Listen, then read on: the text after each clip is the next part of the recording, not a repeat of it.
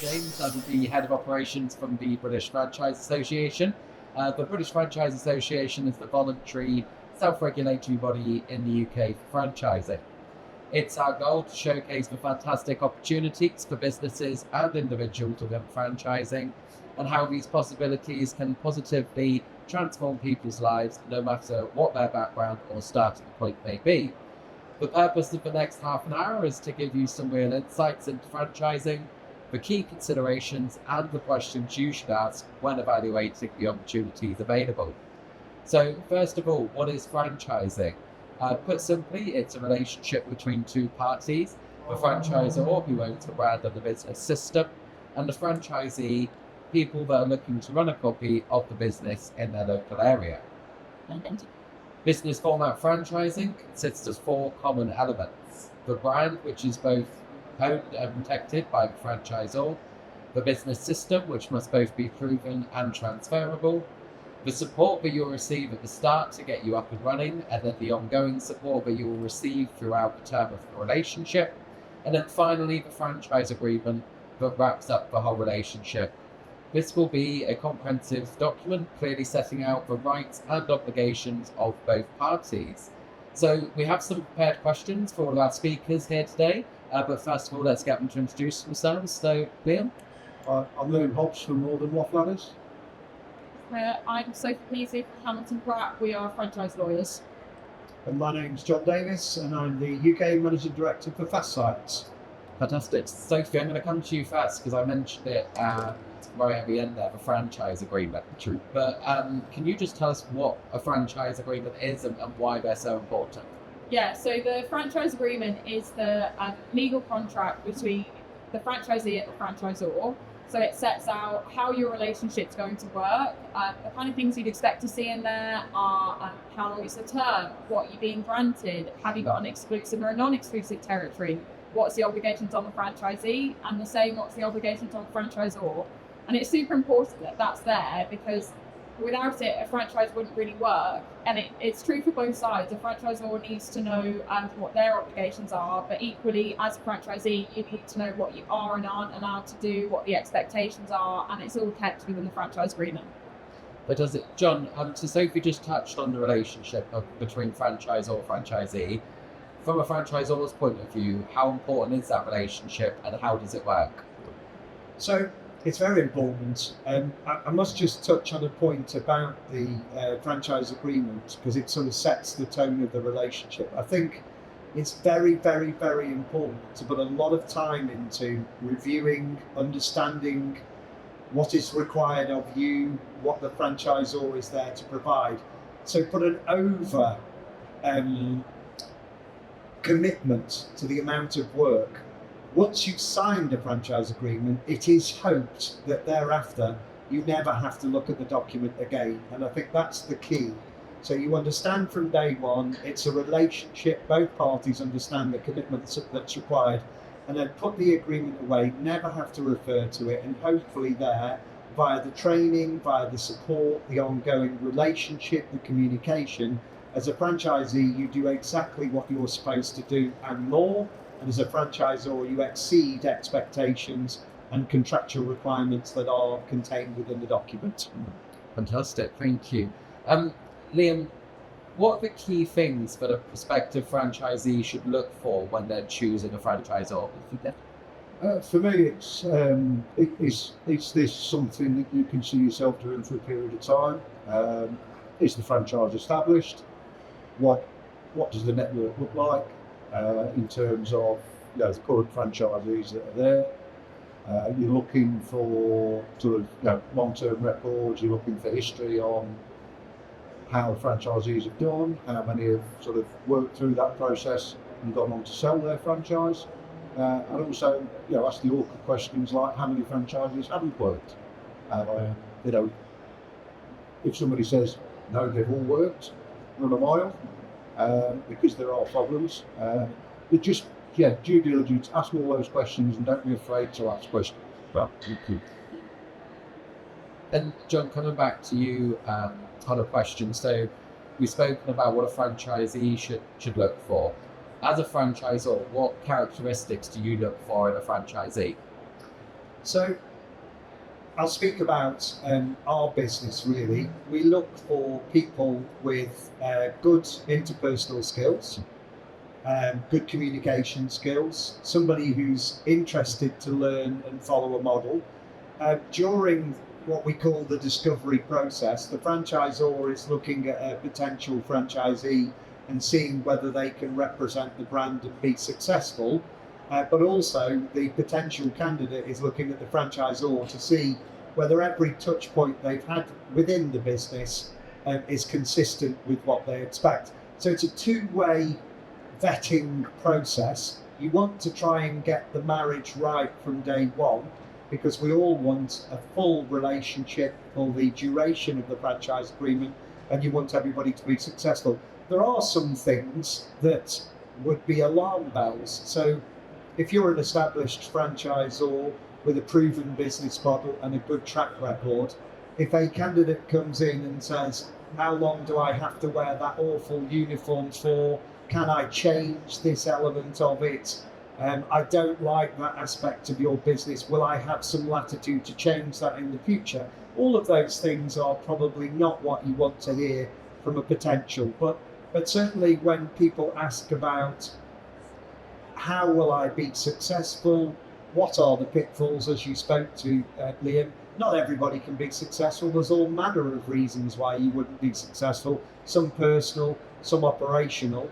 But I think do the vetting process well and see if you can see your brand embodied in them and whether they can see the next 10, 20, 30 years of their life lived out within your brand. Fantastic, thank you. So if we go back to the franchise agreement, as a potential franchisee, would I be able to see a copy of the agreement before I sign it?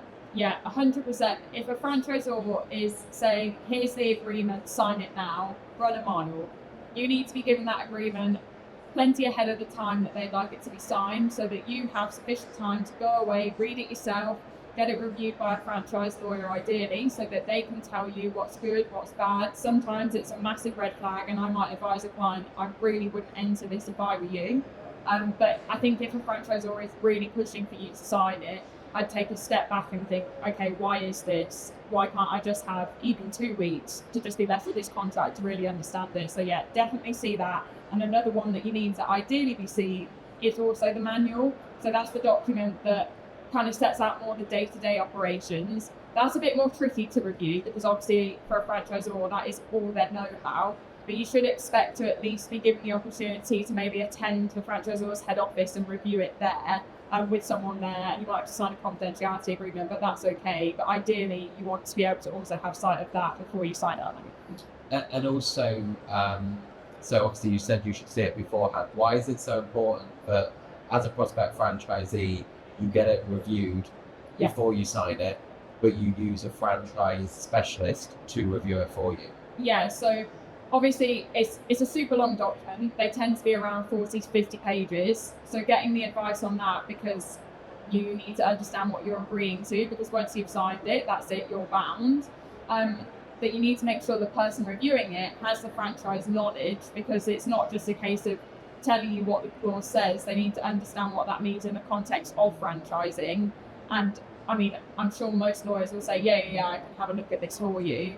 But you kind of need that specialist knowledge to ensure that you're getting the right advice, so that, you know, we can flag really easily, or that's such an odd clause to be in a franchise agreement that potentially a non-franchise specialist lawyer wouldn't pick up on. Fantastic. Liam, if we look at prospect franchisee, why is it so important that they have the backing of their family before they go on and sign the agreement and join the franchise? Yeah, super important, just mainly because it's hard work. They're going to have to put a lot of time, effort, hours into getting the business running, as well as the obvious financial commitment, whether they're putting their life savings or taking on a loan to do this. You need that support imposed. And as a franchisor, we like to do a home visit prior to a franchisee signing, so that we can sort of get a feel of the level of support that the individual's got. So you really do need to have backing of not just the family in the home, but also perhaps the wider family and friendship group. Have you anything to that, John? I've got a very relevant experience that happened just 2 weeks ago, very sadly. So we had a husband franchisee who sadly passed away 2 weeks ago. Imagine if the partner, in this case it was a wife, imagine if they didn't know anything about the business, and then suddenly I'm knocking on their door saying, you have a franchise agreement, you've got a business here, and here are a load of obligations. So it's very important that all stakeholders within the household, within the partnership, are aware of what's being entered into and why.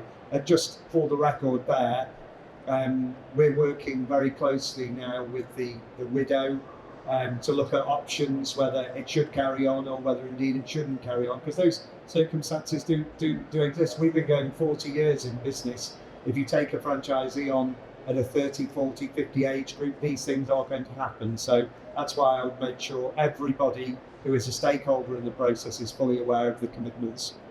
And Sophie, on that point, obviously you would typically see a clause in the agreement as well. Yeah, so there's normally a clause that's entitled death or disability that deals with exactly that point. The franchisor agreement will say, in the event that the key principal unfortunately dies or becomes disabled in such a way that they can't carry on, this is what's going to happen.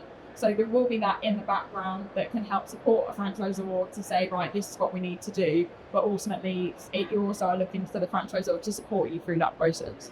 And there again, that's to my earlier point.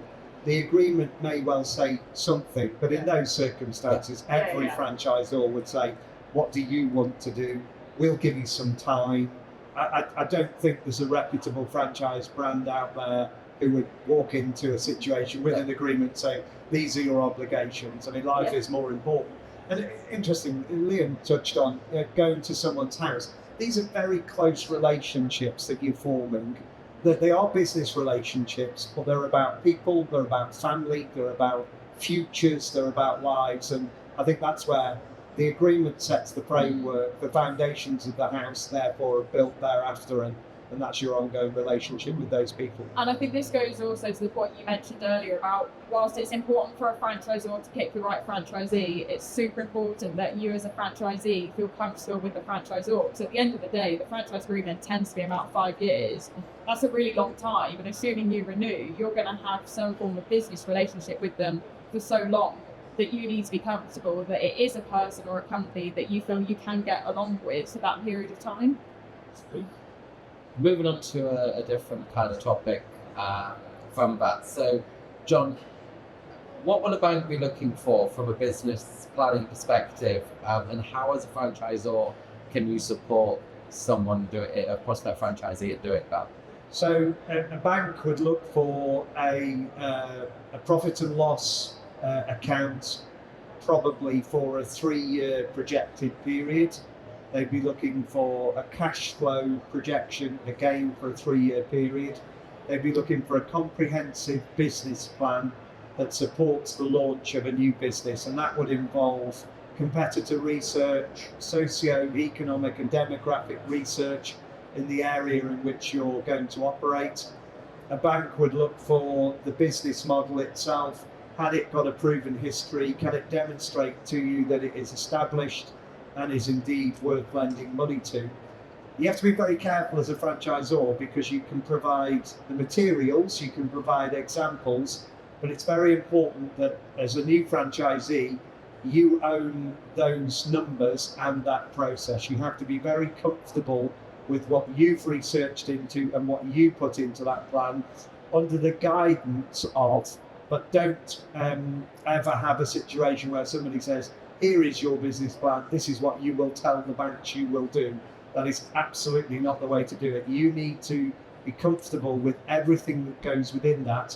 Most brands that are part of the British Franchise Association are recognised by most of the high street banks. They have proven business models. The BFA work very closely to monitor and regulate that aspect of it. So no one should make you false promises that you're going to be a millionaire overnight. That absolutely isn't the case, but there should be a clear path of growth and trajectory, and that's what you will build your business model around. And then you've got to look at it and say, can I do that? Can I achieve that? Is that realistic? Once you've got that, I think the process, banks nowadays are pretty comfortable with lending to established and reputable brands, aren't they? So Absolutely, yeah. I mean, all of the major banks, so you've got HSBC, NatWest, Lloyds, Barclays, they all have dedicated franchise teams, and they're the ones to speak to, and they'll have relationships with franchisors to help and support with the funding. So it's an interesting twist on this. If a bank is prepared to lend you money to open a new business, it's another pat on the back to say that you're doing the right thing, because they're not going to lend you money if they don't think this business has got a good chance of being successful. So part of the vetting process, I think that's a good thing to do, even if you don't need the money. If you sat here today and you're fully funded, I would always perhaps look at borrowing some element of it, because banks are very established and very experienced in what they do. Sophie, what should you be cautious about within a franchise agreement? So are there any kind of red flags that you would see in a poorly written agreement that you want to? Yeah, so I think one of the biggest red flags is fees. If there are really high fees in the franchise agreement and you're not getting a lot back from the franchisor for that, we need to be questioning why that is. Is it that the franchisor is simply interested in you making them a lot of money? And I appreciate obviously franchisors are interested in that, but if that is their only goal, then you're not really going to get unlikely to get the support you need. Another thing we're always looking at is who owns the trademarks. Quite a specific point. Obviously, if you're being granted use of a trademark, you need to make sure that the person granting you the use of it has the right to grant it. So whenever we're looking at a franchise agreement, we'll do a quick trademark search and just check that the companies line up. And if it doesn't line up, why is that? Slightly outside of the franchise agreement, always a bit cautious around figures you're being provided by a franchisor. You need to really make sure you're probing them. So when you go to them and they say, this is how all our franchisees perform, this is what you're going to achieve, really understanding where have those figures come from, and make sure ideally that they're based on the network average and that they've not just been plucked from thin air, or that it's just there's one really good performing franchisee and that's what it's been based on, and all the rest don't perform at that level. May I interject on the figures? Franchisors will provide you with figures. They will be factually based on what has been achieved. But that's definitely something you should talk with existing franchisees. Yeah. What do you do? What did you achieve? Is this realistic? And that's why you need to talk to more than one franchisee. We tend to say 2 to 3. Go and talk to those people.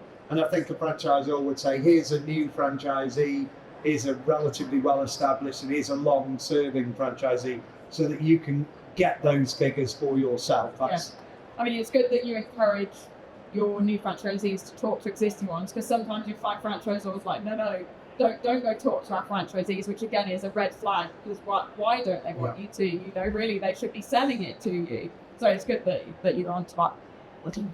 Keeping on the topic of fees, Liam, what's included in an initial fee? So if I'm a prospect franchisee, I'm walking around today, we're being quoted, you can invest in this franchise for X amount. What's included within that initial fee that you pay? So you want to be looking for, so that basically you're getting everything you need to start the business. So in terms of training, is equipment included in that fee? What is the territory? How does that territory work that's included in that fee? And then also what is the sort of startup level of support, training?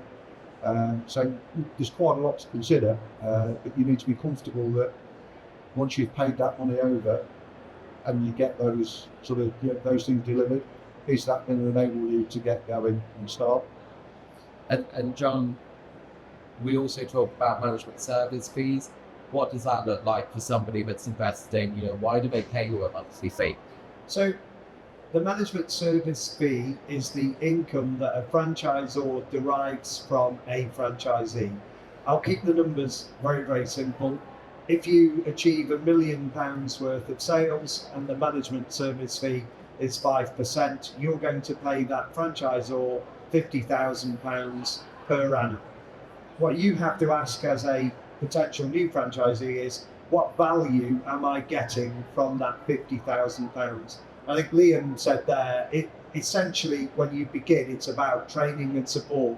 Can I get the level of training and support that's required for that fee? So I dare say in the first year you won't sell £1 million worth of product or service. So the franchisor won't be making 50,000. So the fees are actually contributory to the cost, but the franchisor is definitely investing in you and your success in the first year and ongoing. And I think franchise fees can be anywhere from small digits, 1 and 2%, right the way up to 10, 12%. You have to look at that 10, 12%. Am I getting that amount of value and support and brand equity out of the contribution that I'm making? And I think most franchisors can say, if you're not successful and you're not making money, then neither will the franchisor. That's where the partnership again comes in. Can I ask if we've got any questions in the audience at all for our panelists? Give you the opportunity. Silence. No? Okay. You saying about fees, I think the average management service fee is currently around 8 to 9%, although I did see one the other day that was 30%. So you really 3-0. Wow, okay. So you really got to be questioning in that circumstance, what are they doing for me for 30%? I mean, I'd expect them to be near enough running business at that percentage, but yeah, they can go pretty high, and you've got to just make sure what is it that I'm getting to at. And sorry, Leah, as you say, it's important to know what you're getting for your ongoing management service fee. If it is just access to the systems that the franchisor provides, that's not enough. Then you need a commitment of support. So that, what if something does happen? What if something goes wrong? Am I going to get that support that I need? Or they're just going to turn around and say, well, you're not running the business right. We provide you the systems. Off you go. You need to have the assurance that you're going to get that hands-on support, and that's included in your fee. I'm very lucky that in 2025 I've 3 franchisees in my network who are reaching their 30th anniversary. So we are celebrating with them being open and trading for that amount of time. And I'm also going to them and saying, hey, do you want to sign up for another 10 years? Our agreements are 10 years. If you've been going for 30 years in business and you're going to sign another 10 years, you're getting the value that you're paying. Otherwise, you wouldn't do it. By that time, in my industry, you'd be a signage expert. You don't need people to tell you how to do it. And I'm very fortunate out of the 3 who have anniversaried 30 years, they're all signing their 4th agreement, which is great. Fantastic. Fantastic. They are 105. I was going to say. Sophie, we've mentioned exclusive territory a few times. Can you just give us an overview? What is that? What does that mean? Yeah, so there are 2 options. You've got non-exclusive or exclusive, and depending on the franchise will probably depend which one you get. So exclusive means you're going to be granted an area, and it might be defined by a map, it might be defined by postcode. Sometimes it's just, for example, Birmingham, which is a bit more difficult to define exactly where is Birmingham. But you are protected in that area from the franchisor setting up in direct competition with you, or granting another franchise within your territory. The alternative is no territory at all, and a franchise could open next door. It really depends on the models as to which one's relevant. I think if you're being granted an exclusive territory, you need to make sure that you've satisfied yourself that there is the demand in that territory for you to succeed, because another point to flag is that often a franchise agreement has what's known as performance standards. So what the franchisor expects you to achieve in each year, that before you're signing up, you need to make sure that the territory, if you're being given one, is going to provide you with the opportunity to achieve that, because otherwise there are consequences of not achieving the performance standards. So just something to bear in mind, do a bit of your own market research, discuss with the franchisor, why is it this particular territory, why do you think that's a good territory? It's all part of the process of taking it on. Fantastic. One for both of you, Liam and John. How do you assess the suitability of a franchise candidate? How do you narrow down the selection?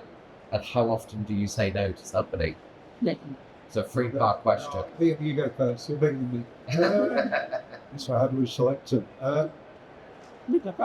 We're looking for people who get us. It quite often you sense that early on, and then you do your due diligence, make sure that person is right. You're looking for somebody who you think is going to embody your values, buys into everything that you're doing. As I say, we like to do a home visit to meet them and see how they and their sort of family are, and just to make sure that they've got that sort of feel. We're a very family orientated business, so we're looking for those family values. How often do we say no? A lot. A lot. I would say probably only 10% of people who come to us would get it to the point where we start to consider offering a franchise. We're quite foresee that there's a reason for that. We're not interested in taking a load of money off somebody and upsetting them and having a load of trouble further down the line. We try to get that fit right. Probably, you're looking at a conversion rate as a franchisor of 1 or 2%. Do that. What I'm looking for when the initial inquiry is made is that somebody has done a lot of research into your brand. So the first conversations we have, they're asking relevant questions. They know a bit of information about you, because if you've done research, there's so much information out there. You can learn a lot about a company before having the conversation. So initially, they know about you, asking good questions. That's a real positive start. Throughout the process, I feel like my role is to educate, and their motivation is to want to learn. But there is definitely a point where there's a switch in the relationship. They've made it very clear that they would like to do it. I then turn into, will this person be successful? Will they be the right type of person for me? Should I make the decision? So I then feel part of the process is it becomes a job application, a business application. So I introduce other people into the process then to have a look at a potential franchisee. They've heard my voice more than enough. They've met most of my team. So I defer to other colleagues then to get a second opinion.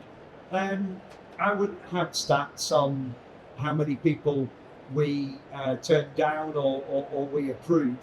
But I do know that if we get to the stage where we're putting a potential candidate forward, they're ready, it's right for them, and we're ready, it's right for us. I think what Liam's alluding to is you might get 100 inquiries and only 1 or 2 of those actually become franchisees. So that's back to people here today. Don't be worried about being involved in a franchise recruitment process. We don't expect everybody to sign up. There should be no pressure selling. If you're going to be 1 or 2 people out of 100, we're very happy to explain our business models to you and to see whether they're right for you. So, fantastic. Just before we wrap up, because we've got a couple of minutes left, a top tip from each of you on investing in a franchise or making franchise futures. So, Sophie, I'm going to come to you first. Yeah, mine's going to be really obvious, and I'm going to say get your franchise agreement reviewed by a franchise lawyer. John? It's definitely a relationship chemistry. So can you see yourself working within the franchise network, working with the franchisor? Have you asked the stress testy questions to see how they react under pressure and how responsive they are? So do the hard work before you join and hope that your research has been adequate, that you don't find any surprises down the line. And Liam? I was going to say what John said, but I've had that every top tip I've done. Yeah. I would say, does it excite you? Does the opportunity excite? Yeah, fantastic. Can you see yourself doing this for the next 5 or 10 years? So yeah, it doesn't need to be something you're skilled in, because you get that training to help you deliver that business. So it needs to be something that you're sort of fired up for and wanting to go. Perfect. Well, a massive thank you to John, Sophie, and to Liam for joining us on the panel. And thank you for watching us this afternoon. Thank you very much.